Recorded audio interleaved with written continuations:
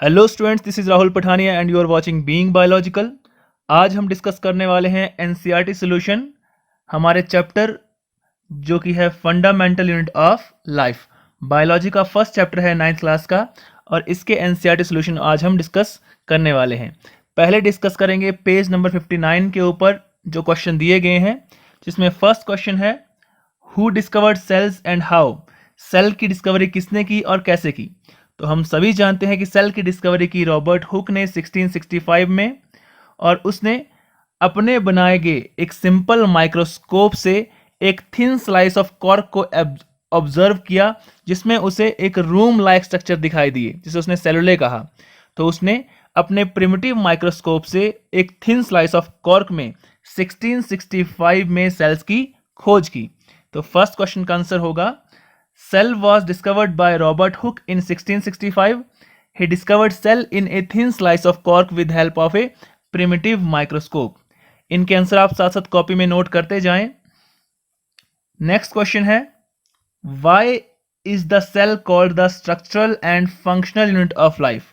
Cell को life का structural और फंक्शनल यूनिट क्यों कहा जाता है। तो हम सभी जानते हैं सेल क्या है, लाइफ का सबसे स्मॉलेस्ट यूनिट है जो सभी काम कर सकता है लिविंग ऑर्गेनिजम्स के, और यही क्या है, बिल्डिंग ब्लॉक है लाइफ का। इसी से हर एक ऑर्गेनिज्म की बॉडी बनी हुई है, जिसको प्रूव करती है हमारी सेल थ्योरी। आपने सुना है सेल थ्योरी में 3 मेन पोस्टुलेट्स हैं। पहली पोस्टुलेट कहती है कि सभी लिविंग ऑर्गेनिज्म की बॉडी बनी है या तो सेल से या सेल के प्रोडक्ट से, जो सेल प्रोडक्ट बनाएगा उससे भी।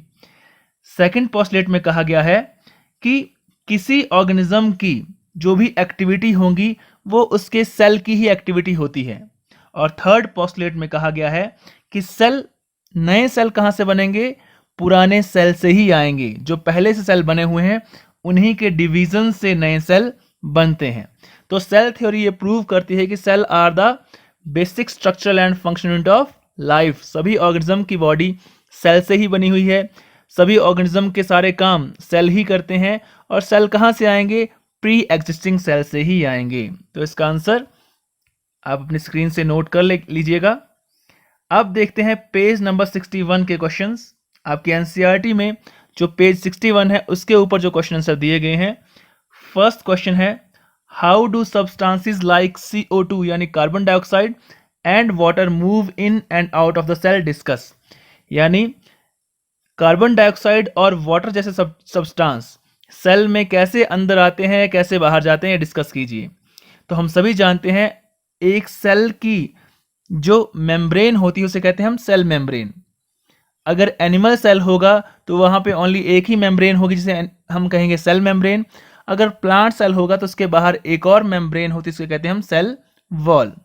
तो हम कॉमनली बात लेते हैं एक सिंपल सेल की, क्योंकि प्लाज्मा मेम्ब्रेन हर किसी सेल में होती है।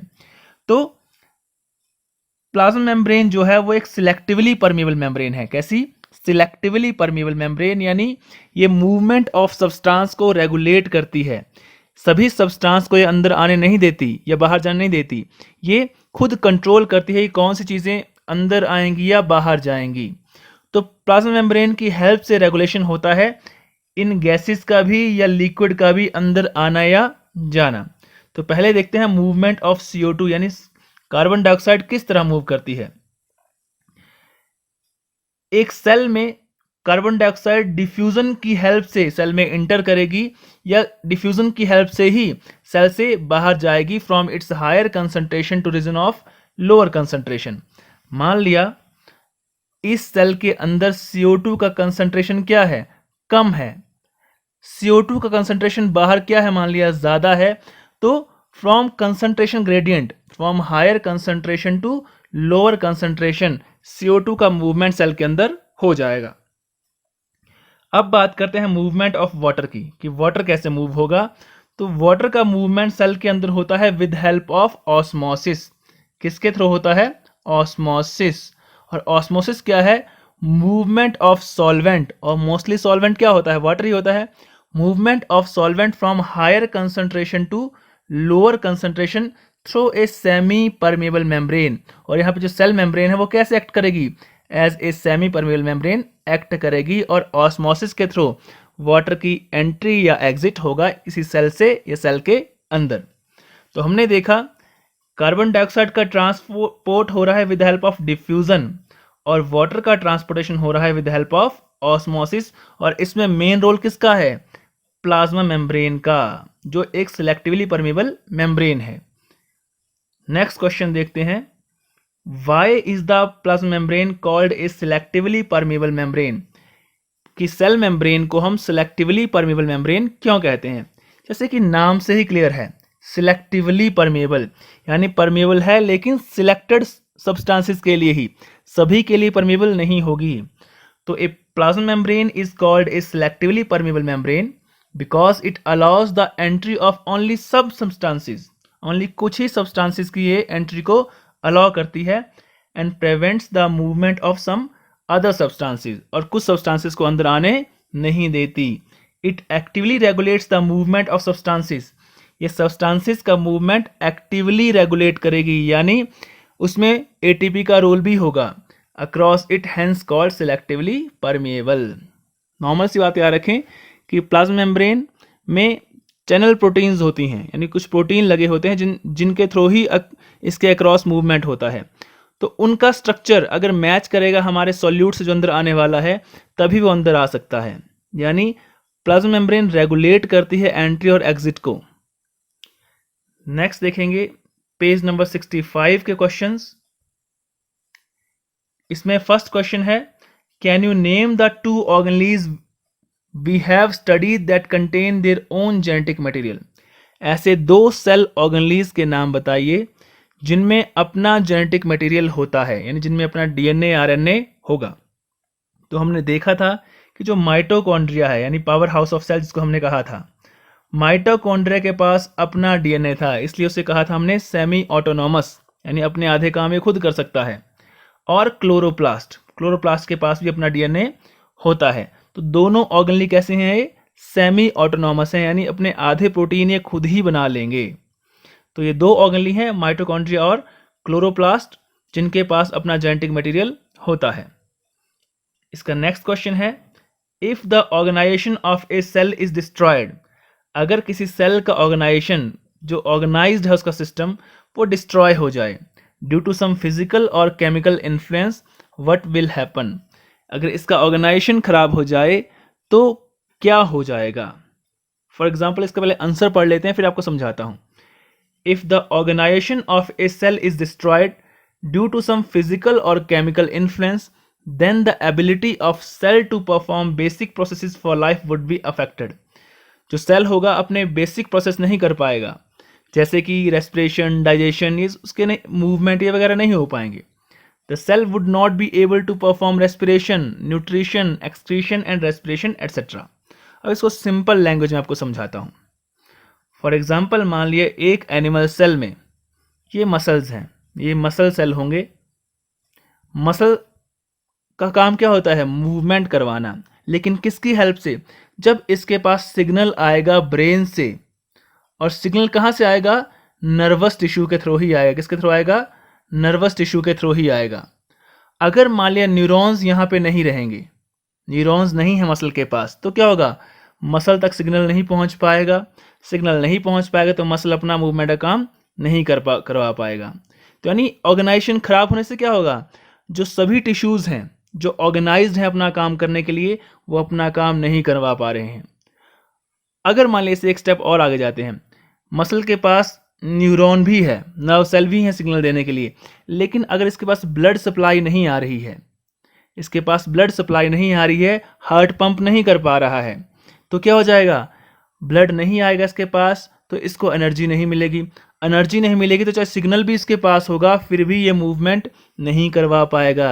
यानी एक सेल को या एक ऑर्गेनिज्म में जो भी ऑर्गेनाइजेशन है उसको बनाए रखना पड़ेगा ताकि सभी मिलके कोई कॉमन काम कर सकें। अगर ऑर्गेनाइजेशन ही खराब हो जाएगा तो सेल या हमारी बॉडी कोई काम नहीं कर पाएगी। अगर एक सिंपल सेल तक ही देखें, पूरी बॉडी ना देखें, सेल तक ही देखें। मान लिया अगर सेल है, इसके अंदर न्यूक्लियस है, अगर न्यूक्लियस कोई आरएनए नहीं बना पाएगा, इंफॉर्मेशन नहीं बना पाएगा, तो क्या माइटोकॉन्ड्रिया एटीपी बना देगा? तो क्या जो गोल्गी एपरेटस है वो किसी सब्सटेंस की पैकेजिंग करेगा? क्या एंडोप्लाज्मिक रेटिकुलम ये प्रोटीन बना पाएगा? तो यानी एक ऑर्गेनली के काम ना करने से बाकी सारे ऑर्गेनली डिस्टर्ब हो जाएंगे, ऑर्गेनाइजेशन खराब हो गई तो बाकी काम भी नहीं होंगे और सेल मर सकता है। क्वेश्चन थर्ड देखते हैं, why are lysosome known as suicide bag? Lysosomes को सुसाइड बैग क्यों कहा जाता है? हमने देखा था लाइजोम क्या होते हैं, these are small spherical vesicles, ये छोटे वेसिकल्स होते हैं जिनके अंदर हैं digestive enzymes for intracellular digestion and waste disposal. Lysosomes यानी ऐसे वेसिकल्स जिनके अंदर क्या होता है, डाइजेस्टिव एंजाइम होते हैं ताकि फूड को डाइजेस्ट कर सके या सेल के अंदर जो डेब्रिस है, गंदगी है, उसको डाइजेस्ट कर सके। अगर फॉर एग्जांपल ये सेल है, इसके अंदर लाइजोम है जिसके अंदर हमारे पास डाइजेस्टिव एंजाइम है, अगर ये लाइजोम ब्रस्ट कर गया किसी तरह से और इसके एंजाइम पूरी बॉडी में फैल गए, सेल के अंदर फैल गए, तो सेल में जो बाकी ऑर्गेनली होंगे, मान लीजिए न्यूक्लियस है या एंडोप्लाज्मिक रेटिकुलम है, ये सारे ऑर्गेनली डाइजेस्ट हो जाएंगे, यही खत्म हो जाएंगे तो सेल क्या होगा, सेल मर जाएगा क्योंकि बेसिक फंक्शन ही नहीं हो पाएंगे। इसलिए लाइजोम को हम कहते हैं सुसाइड बैग, क्योंकि अगर इसके कंटेंट पूरे सेल में फैल गए तो पूरा सेल ही डाइजेस्ट हो जाएगा, खत्म हो जाएगा। तो इसका आंसर देख लेते हैं, lysomes as suicide bags. The digestive enzymes in lysomes are so strong that if released within own cell can cause self-destruction. खुद की डिस्ट्रक्शन कर देंगे. These enzymes would digest its own cellular content. ये अपने ही sales के content को खा जाएगा, which would leads to death of cell. जिससे सेल की डेथ हो जाएगी. इसलिए हम लाइजोम को कहते हैं सुसाइड बैग्स। नेक्स्ट क्वेश्चन है, where are proteins synthesised inside the cell? Cell के अंदर प्रोटीन्स का सिंथेसिस कहाँ होता है? तो हम सभी जानते हैं कि राइबोसोम्स को कहते हैं हम प्रोटीन फैक्ट्रीज, हमने ये नोट्स में पढ़ा हुआ है। राइजोम को कहते हैं हम प्रोटीन फैक्ट्रीज क्योंकि इनके अंदर बनेंगे प्रोटीन। तो एक सेल के अंदर राइबोसोम ही बनाते हैं प्रोटीन्स को। और राइबोसोम क्या होते हैं? These are small rounded bodies, ये छोटी राउंडेड बॉडीज होती हैं सेल के अंदर, आइदर इन फ्री स्टेट और अटैच टू एंडोप्लाज्मिक रेटिकुलम, या तो फ्री साइटोप्लाज्म में होंगी ये या एंडोप्लाज्मिक रेटिकुलम से जुड़ी रहती हैं। अगर ये एंडोप्लाज्मिक रेटिकुलम से जुड़ी रहेंगी तो इसे क्या बोलते हैं हम? रफ एंडोप्लाज्मिक रेटिकुलम, और ये प्रोटीन बनाने का काम करता है। तो सेल के अंदर प्रोटीन कौन बनाएगा? राइबोसोम बनाएंगे। अब बात करते हैं पेज 67 के क्वेश्चंस की। पहला क्वेश्चन है, make a comparison and write down ways in which plant cells are different from animal cells. हमसे डिफरेंस पूछा गया है प्लांट सेल में और एनिमल सेल में। तो आप सभी जानते हैं जब भी हम डिफरेंस करते हैं तो टेबल के रूप में ही करेंगे, टेबल की फॉर्म में ही करेंगे। एक साइड लिखेंगे एनिमल सेल, एक साइड लिखेंगे प्लांट सेल। तो पॉइंट ऑफ डिफरेंस यानी किस बेस पे डिफरेंस कर रहे हैं हम? तो पहला है सेल वॉल। प्लांट और एनिमल सेल में जो मेन डिफरेंस है वो सबसे पहले लिखा जाता है सेल वॉल का ही, कि एनिमल सेल में सेल वॉल एब्सेंट होती है, प्लांट सेल में सेल वॉल प्रेजेंट होती है। प्लास्टिड्स की बात करें जैसे क्लोरोप्लास्ट, तो एनिमल सेल में प्लास्टिड नहीं होते, प्लांट सेल में प्लास्टिड्स होते हैं, चाहे स्टोरेज के लिए हो चाहे फोटोसिंथेसिस के लिए हो। वैक्यूल्स की बात करें तो एनिमल सेल में छोटे वैक्यूल होते हैं, छोटे और कुछ नंबर में 2, 4, 5, लेकिन प्लांट सेल में सिंगल लार्ज सेंट्रल वैक्यूल होता है, एक वैक्यूल होगा, लार्ज होगा और सेल के सेंटर में होगा। अगर न्यूक्लियस की बात करें, एनिमल सेल का न्यूक्लियस सेंटर में होता है, लेकिन प्लांट सेल का न्यूक्लियस साइड में होता है क्योंकि सेंटर में क्या है? वैक्यूल है उसके पास। साइज की बात करें, एनिमल सेल छोटा होता है प्लांट सेल से, प्लांट सेल बड़ा होता है। फूड, रिजर्व फूड यानी एनिमल किस फॉर्म में फूड को स्टोर करके रखते हैं? तो ग्लाइकोजन के रूप में एनिमल सेल फूड को स्टोर करता है, लेकिन प्लांट सेल में फूड स्टोर होता है स्टार्च के रूप में। गोल्गी एपरेटस की बात करें तो एनिमल सेल में गोल्गी एपरेटस एक सिंगल इकट्ठी यूनिट होती है, लेकिन प्लांट सेल में वो सब यूनिट की फॉर्म में होता है जिनको कहते हैं हम डिक्टायोजोम्स। क्या कहते हैं उनको? डिक्टायोजोम। तो डिफरेंस था एनिमल सेल और प्लांट सेल में। अब आपसे क्वेश्चन पूछा गया है next, how is a prokaryotic cell different from a eukaryotic cell. Prokaryotic cell और यूकैरियोटिक सेल में डिफरेंस क्या है? तो हम सभी जानते हैं, प्रो यानी पुराना, कैरियन यानी न्यूक्लियस। ऐसे सेल जिनमें न्यूक्लियस वेल डिफाइंड नहीं होता है, जहां न्यूक्लियर मेम्ब्रेन नहीं होगी, उसे कहेंगे हम प्रोकैरियोटिक सेल। और यूकैरियोटिक सेल क्या होगा? जहां पे वेल डिफाइंड न्यूक्लियस होता है और डीएनए किसके अंदर रहेगा? न्यूक्लियर मेम्ब्रेन के अंदर रहता है। तो अब डिफरेंस के पॉइंट देख लें। पहले बात करते हैं साइज की। जो प्रोकैरियोटिक सेल है इसका साइज स्मॉल होता है, क्योंकि प्रिमिटिव सेल है, पुराना, तो इसका साइज क्या होगा? स्मॉल होगा। लेकिन यूकैरियोटिक सेल का साइज कैसा होगा? लार्ज होगा। न्यूक्लियस की बात करें, प्रोकैरियोटिक सेल में क्या होगा? न्यूक्लियस हम कहें वेल डिफाइंड नहीं होता है, उसमें न्यूक्लियर मेम्ब्रेन नहीं होती है, यानी नॉट एंक्लोज्ड इन मेम्ब्रेन। लेकिन यूकैरियोटिक सेल में वेल डिफाइंड न्यूक्लियस होता है और जो जेनेटिक मटेरियल होगा वो एंक्लोज्ड होगा न्यूक्लियर मेम्ब्रेन में। क्रोमोसोम की बात करें, प्रोकैरियोटिक सेल में एक सिंगल क्रोमोसोम होता है, इसको बोलते हैं हम प्रोक्रोमोसोम। लेकिन यूकैरियोटिक सेल में बहुत सारे क्रोमोसोम होते हैं। हमारे ह्यूमन सेल की बात करें, हमें 46 क्रोमोसोम होते हैं एक ही सेल में। न्यूक्लियोलस, प्रोकैरियोटिक सेल में न्यूक्लियस ही वेल डिफाइंड नहीं है, तो न्यूक्लियोलस भी नहीं होगा, क्योंकि न्यूक्लियस कहाँ होता है? न्यूक्लियस के अंदर। यूकैरियोटिक सेल में न्यूक्लियोलस प्रेजेंट होता है न्यूक्लियस के अंदर।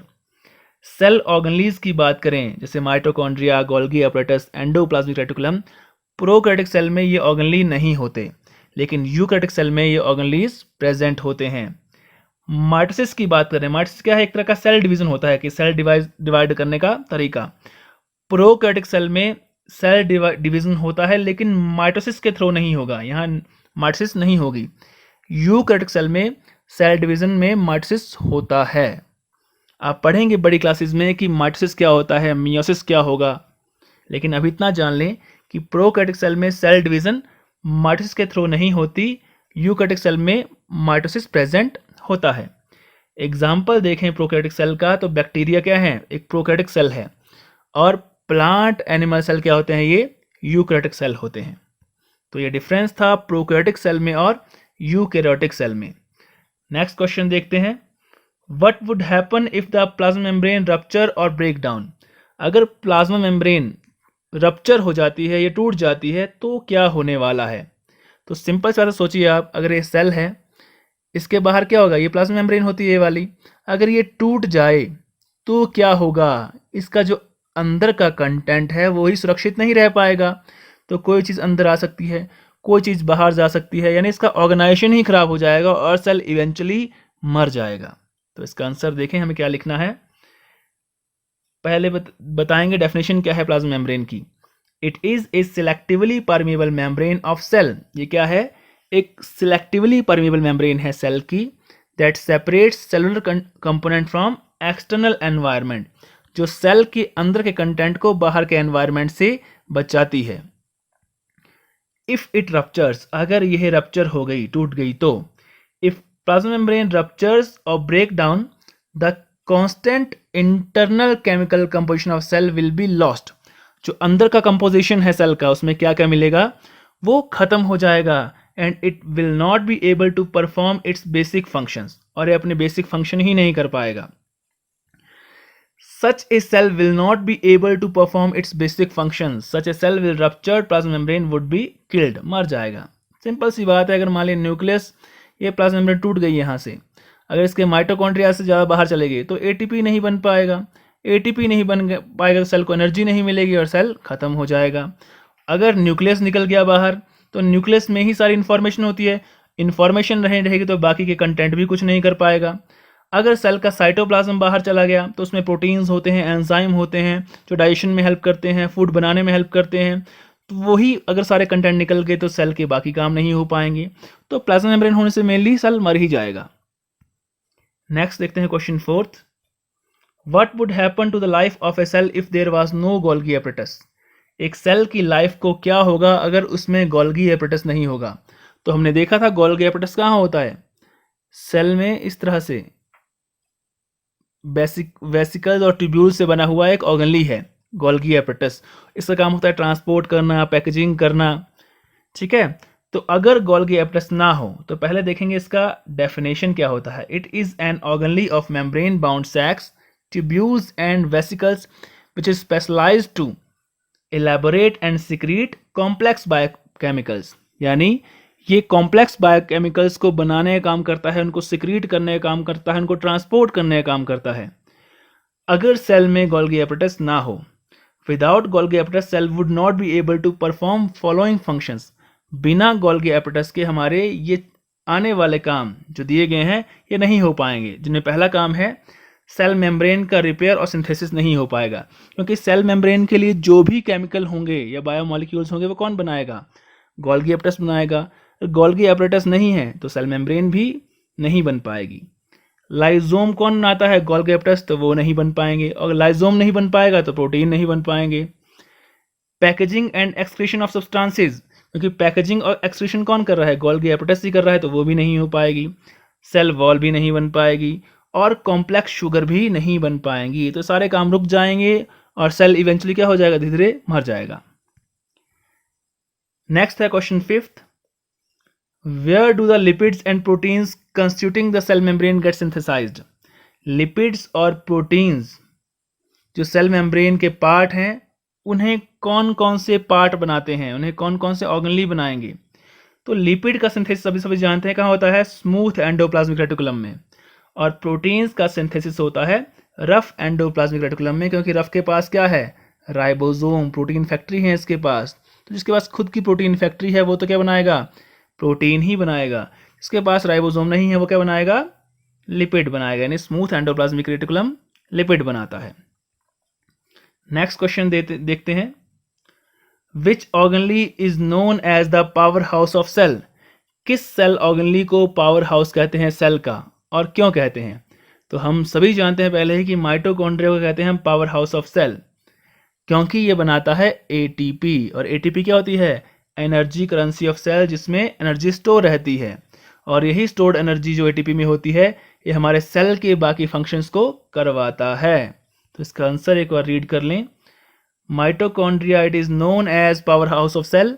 This is a cellular organelle of eukaryotes which takes part in aerobic respiration and form ATP. Powerhouse of cell. Mitochondria is known as powerhouse of cell because it synthesizes ATP, which is energy currency of the cell. Energy stored in ATP is used to perform vital activities of cell like photosynthesis, protein synthesis, muscle contraction, etc. ये सभी question बहुत important हैं paper में। इस chapter से बहुत question आते हैं आपको 9th के फाइनल एग्जामिनेशन में। 7th question, how does N amoeba obtain its food? Amoeba जो एक यूनिसेलुलर ऑर्गेनिज्म है वो अपना फूड कैसे ऑब्टेन करता है ये पूछा गया है। तो हम सभी जानते हैं फूड को ऑब्टेन करने में मेनली 5 स्टेप होते हैं, इंजेशन, डाइजेशन, एब्जॉर्प्शन, एसिमिलेशन और इजेशन। तो यहाँ देखते हैं इंजेक्शन क्या होता है? फूड को अंदर ले जाना बॉडी के। अगर ये फूड पार्टिकल है, अमीबा क्या करेगा? अपनी बॉडी की जो मेम्ब्रेन है उसको स्ट्रेच करेगा और उससे बनेंगे सूडोपोडिया, यानी फॉल्स फुट, नकली पैरों की तरह। और इस फूड को एनसर्कल कर लेगा, घेर लेगा चारों तरफ से और अपनी बॉडी के अंदर खींच लेगा। ठीक है, एक फूड वैक्यूल बना के। तो ये फूड वैक्यूल बन जाएगा। फूड वैक्यूल में आके इसके जो लाइजोसोम्स होंगे वो इस फूड वैक्यूल में आके फ्यूज कर जाएंगे, यानी इस फूड वैक्यूल में आके लाइजोम्स मिल जाएंगे और अपने डाइजेस्टिव एंजाइम इस फूड वैक्यूल में डाल देंगे। अब वो डाइजेस्टिव एंजाइम जो होंगे लाइजोम के वो उस फूड को डाइजेस्ट कर देंगे। फूड डाइजेस्ट हो चुका है, जो काम की चीज़ें होंगी डाइजेस्ट होने के बाद वो सेल के पूरे बॉडी को मिल जाएंगी और जो गंदगी होगी उसका एक वैक्यूल बन के बॉडी से बाहर निकल जाएगा। तो 5 स्टेप में अमीबा अपना फूड गेन करता है या फूड जो अनडाइजेस्टेड मैटर है उसको बाहर निकालता है। फिर से देख लीजिए, सूडोपोडिया की हेल्प से उसने फूड को एनसर्कल किया और फूड वैक्यूल बना के बॉडी में उसको अंदर ले आया। जो फूड वैक्यूल है उसमें क्या आ जाएगा? अब जो लाइसोसोम होंगे इसके अंदर, सुसाइड बैग इसको हमने कहा था क्योंकि उसमें डाइजेस्टिव एंजाइम होते हैं, वो उस फूड वैक्यूल में फ्यूज करेंगे और डाइजेस्टिव एंजाइम उस फूड वैक्यूल में चले जाएंगे। डाइजेस्टिव एंजाइम्स उस फूड को डाइजेस्ट कर देंगे। डाइजेस्ट होने के बाद जो काम की चीज़ें होंगी वो बैक्टीरिया के सेल में पहुंच जाएंगी सारी, उनको बैक्टीरिया यूज़ कर लेगा, इसे कहते हैं एसिमिलेशन करना, यूज़ कर लेगा। और जो अनडाइजेस्टेड मैटर होगा उसको बैक्टीरिया अपनी बॉडी से बाहर यानी इजेस्ट कर देगा। तो इस तरह से जो अमीबा है अपनी बॉडी में फूड को गेन करता है, इसे कहते हैं हम फैगोसाइटोसिस या एंडोसाइटोसिस। इसका स्टेप बाय स्टेप आंसर क्या लिखेंगे देखेंगे हम। ये डायग्राम बनाना है आपने, बहुत इंपॉर्टेंट है। Amoeba has flexible cell membrane, इसकी सेल मेम्ब्रेन फ्लेक्सिबल होती है, through which it encircles its food, जिसके हेल्प से ये फूड को घेर लेता है, and engulf forming a food vacuole, और निगल लेता है एक फूड वैक्यूल बना के। Lysosomes fuse with food vacuoles and digest it content, जो लाइजोम है वो फूड वैक्यूल के साथ फ्यूज करके उस फूड वैक्यूल के सारे सामान को डाइजेस्ट कर देंगे। Digested food diffuse out of food vacuole and utilise by amoeba, जो फूड डाइजेस्ट हो चुका है उसको अमीबा यूटिलाइज कर लेगा, यूज कर लेगा, और जो अनडाइजेस्टेड फूड है is egested out through the cell membrane, जो अनडाइजेस्टेड फूड होगा वो अमीबा की बॉडी से बाहर इजेस्ट आउट कर दिया जाएगा। तो इंजेस्ट यानी फूड अंदर लिया, डाइजेस्ट किया with help of digestive enzymes from लाइजोम्स, absorb किया जो काम का था, एसिमुलेट कर लिया यानी इसको यूज़ कर लिया, बैक्टीरिया अपनी ग्रोथ के लिए कर लिया चाहे एनर्जी के लिए कर लिया, और जो अनडाइजेस्टेड था उसको इजेस्ट यानी बाहर फेंक दिया। तो ये 5 स्टेप होते हैं मेनली अमीबा में फूड को यूज़ करने के या ऑब्टेन करने के। नेक्स्ट क्वेश्चन है व्हाट इज ऑस्मोसिस। ऑस्मोसिस क्या होता है? तो ऑस्मोसिस क्या होता है?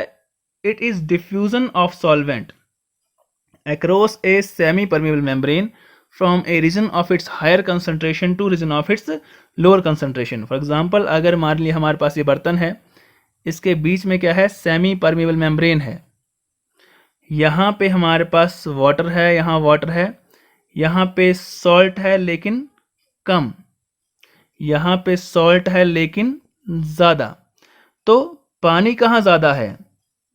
जहाँ सॉल्ट कम होगा वहाँ पानी ज़्यादा है, तो वहाँ से पानी का मूवमेंट होगा कहाँ की ओर? जहाँ सॉल्ट ज़्यादा है, through a semi permeable membrane, इसे कहेंगे हम ऑस्मोसिस। यहाँ पे सेमी परमेबल मेम्ब्रेन बहुत इंपॉर्टेंट है, इसके थ्रू ही मूवमेंट होगा। और मूवमेंट ऑफ सॉल्वेंट, जिस चीज़ में जैसे पानी सॉल्वेंट होता है तो उसकी मूवमेंट होगी, किसी सॉल्यूट की नहीं होने वाली है। तो diffusion of solvent across A semi permeable membrane from a region of its higher concentration to region of its lower concentration. Last question है which type of cell division is required for growth and repair of body? कौन से तरह की cell division चाहिए होती है body के growth and repair के लिए? And which type is involve in formation of gametes, और कौन सी सेल डिवीजन चाहिए गैमीट बनाने के लिए? गैमीट क्या होते हैं? हमारे सेक्स सेल्स होते हैं जो रिप्रोडक्शन में काम आते हैं। तो अभी के लिए इतना जान लें कि ग्रोथ और रिपेयर के लिए चाहिए होता है माइटोसिस, ये सेल डिवीजन है जो ग्रोथ और रिपेयर में काम आती है।